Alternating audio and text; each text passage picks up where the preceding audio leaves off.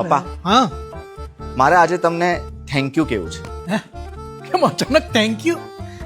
તમે વર્ષો પહેલા માસમાં ઓરમા રોડ પર જે પ્લોટ લઈ લીધો હતો ને એના માટે. એનું અત્યારે શું? આજે મારા બધા જ ફ્રેન્ડ્સ છે ને તે ઘર લેવા માટેના ટેન્શનમાં છે. અને આપણા માટે તો તમે પહેલેથી જ પ્લોટ લઈ લીધો હતો, જેના કારણે તો આપણે આજે આટલો મોટો બંગલો બનાવી શક્યા. હા.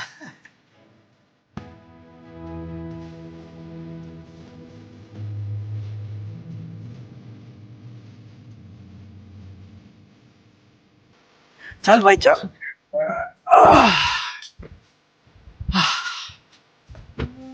બેટા, એ દિવસનો મારો નિર્ણય બેસ્ટ નિર્ણય હતો.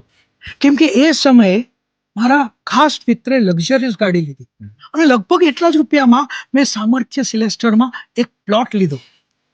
જમીનના ભાવ વધી ગયા અને એ દિવસે લીધેલો મારો નિર્ણય મારી આવતી પેઢી માટે લાભ બનીને રહ્યો. બસ પપ્પા, તમારા એ જ ડિસિઝન માટે દિલથી થેન્ક યુ. હવે ચાલ ચાલ બેટા ચાલ. પપ્પા પપ્પા ક્યાં ખોવાઈ ગયા? કાંઈ નહીં, તારું અને તારી આવનારી પેઢીનું ભવિષ્ય જોતો હતો. એટલે જ તો હંમેશા કહું છું, રોકાણ તો જમીનમાં જ કરવાનું.